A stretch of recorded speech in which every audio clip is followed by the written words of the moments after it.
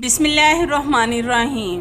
अस्सलाम वालेकुम नाज़रीन, वेलकम टू माय चैनल। मैं उम्मीद करती हूँ कि आप सब लोग खैरियत से होंगे। आज मैं आपके साथ बहुत ज़बरदस्त टिप शेयर करने वाली हूँ जो डेली लाइफ में आपको बहुत ज़्यादा फ़ायदा देने वाले हैं। इन टिप से आपके पैसे और वक्त दोनों की बचत होगी, जिनको आप अपनी फैमिली को देकर बहुत सी खुशियाँ खरीद सकते हैं। तो आप सबसे रिक्वेस्ट है कि वीडियो को अंत तक लाजमी देखा करें ताकि आपको भी इनसे फ़ायदा हो। तो चलें शुरू करते हैं अपनी पहली टिप बिना टाइम ज़ाया किए। नाजरीन, आज मैं आपके साथ बहुत ज़बरदस्त टिप शेयर करने वाली हूँ। तो इसके लिए मैंने यहाँ पर लिए हैं आइसक्रीम वुडन स्टिक। इनको हम आपस में जोड़ लेंगे। आपने दो स्टिक्स को इस तरह से रखकर दो स्टिक को इनके ऊपर जोड़ लेना है, मतलब ये चौकोर शेप में आ जाएं। फिर इसी तरह से आपने इन पर स्टिक्स को रखकर जोड़ते जाना है जब तक कि ये फिल ना हो जाए। ये ऐसी जबरदस्त सी टिप बनकर रेडी होने वाली है जो बाजार से बहुत ज्यादा कॉस्टली मिलती है। आप इसको आसानी से घर में बना सकते हैं और इन पर आपके ज्यादा पैसे भी खर्च नहीं होंगे। ये चीज बनेगी भी बहुत खूबसूरत। मैं ग्लू गन का इस्तेमाल कर रही हूँ। अगर आपके पास कोई और चीज है इनको जोड़ने के लिए तो आप उसका भी इस्तेमाल कर सकते हैं। तो ये हमारा जबरदस्त सा टी कोस्टर बनकर रेडी हो चुका है। अगर आप इसको और भी खूबसूरत बनाना चाहते हैं तो इन पर कलर वगैरह भी कर सकते हैं, लेकिन ये मुझे सिंपल में ज्यादा अच्छा लग रहा है। आप भी इस तरह से घर में कम खर्च और कम वक्त में इसको बनाकर देखें। आपको एक अंदर से एक खुशी सी महसूस होगी कि हमने अपने हाथों से कोई चीज बनाई है। आप भी लाजमी एक बार इस टिप को ट्राई करके देखें, आपको इसका रिजल्ट इंशाल्लाह 100% मिलेगा।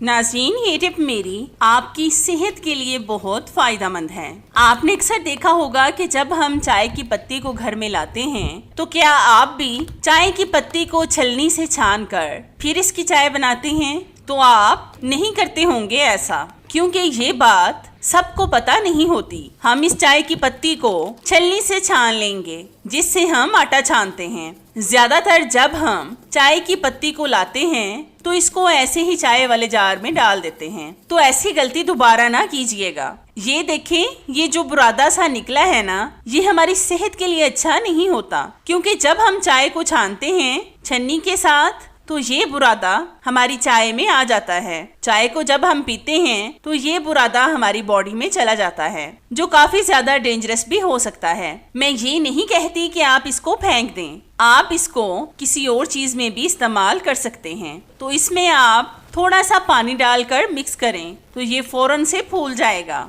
अब आप सोच रही होंगे कि इसका हम क्या करेंगे। ये जो चाय की पत्ती है ये ऑर्गेनिक खाद है, ये हमारे पौधों के लिए बहुत जरूरी होती है। अक्सर हम मार्केट से खाद को खरीद कर लाते हैं। ये चाय की पत्ती बिल्कुल खाद की तरह ही काम करेगी। तो अगर आप भी प्लांट लवर हैं तो मेरी इस टिप को लाजमी फॉलो करें। आप भी लाजमी एक बार इस टिप को ट्राई करके देखें, आपको इसका रिजल्ट इंशाल्लाह 100% मिलेगा।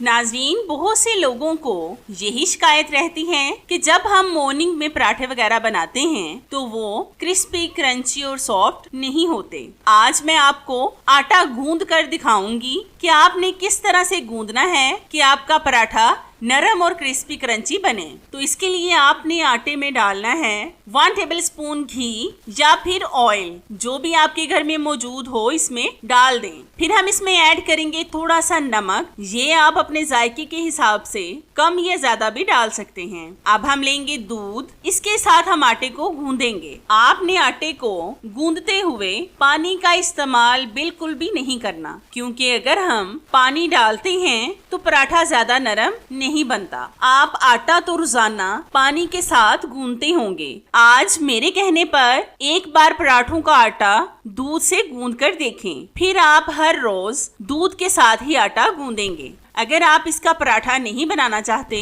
तो आप इस आटे की सादा रोटी बनाकर देखें। ये फूली फूली सी और नरम बनेंगी और इस आटे को आपको ज्यादा गूंदना भी नहीं पड़ेगा। तो हमने आटे को गूंद लिया है, ये बहुत सॉफ्ट गूंदा है। मैं इससे पराठा बनाकर आपको दिखाती हूँ। तो ये देखिए व्यूवर्स, इस आटे का पराठा इतना क्रिस्पी, क्रंची और सॉफ्ट बना है। आप भी इस तरीके से आटा गूंद कर पराठा बनाकर देखें, आपको ये टिप बहुत पसंद आएगी इंशाल्लाह।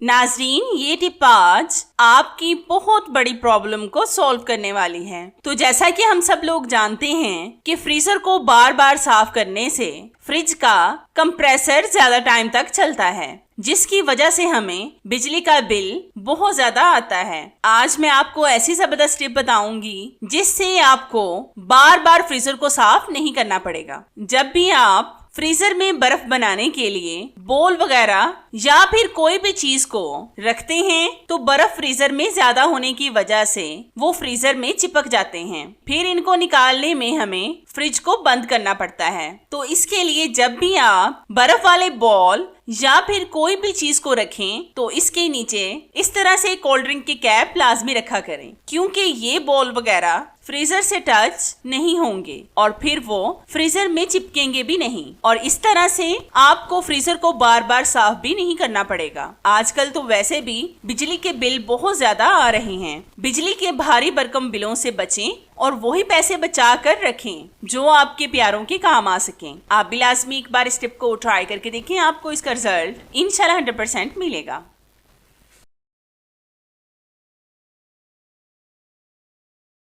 आज मैं आपके साथ बहुत आसान और छोटी सी टिप शेयर करूंगी जो आपके लिए बहुत फायदेमंद है। आपने अक्सर देखा होगा कि आजकल तो फ्रिज तकरीबन सभी के घर में मौजूद होती है और ये बहुत कॉस्टली मिलती है, इसलिए इसकी हिफाजत करना बहुत जरूरी है। आज मैं आपको बताऊंगी कि किस तरह से आप अपनी फ्रिज के डोर के साथ ये जो रबर लगी होती है इसका टेस्ट करें कि ये लूज तो नहीं हो गई। इस रबर की वजह से भी फ्रिज में कूलिंग नहीं होती। अगर ये लूज हो गई हो तो इसको चेक करने के लिए हम लेंगे एक कागज, उसको हम फ्रिज के अंदर लगाएंगे, यानी आधा कागज अंदर होना चाहिए और आधा बाहर। फिर हम फ्रिज को बंद करके कागज को खींचेंगे। अगर तो कागज आसानी से बाहर आ जाए तो समझ लें आपकी फ्रिज की रबर खराब है, लेकिन अगर हम जोर से खींचें फिर भी कागज बाहर ना आए तो आप समझ लें कि आपकी फ्रिज की रबर बिल्कुल सही काम कर रही है।